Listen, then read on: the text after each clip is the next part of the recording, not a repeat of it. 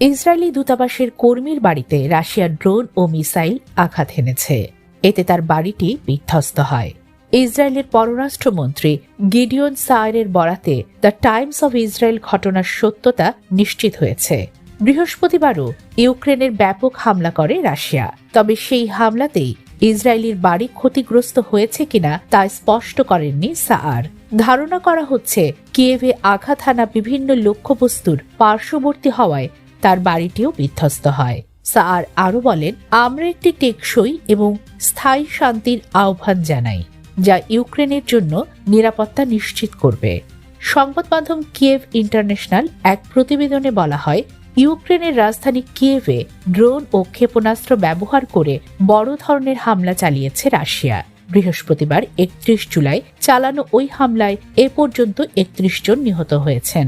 উম্মে হাবিবা শিবলি, আন্তর্জাতিক ডেস্ক, দোয়েল নিউজ।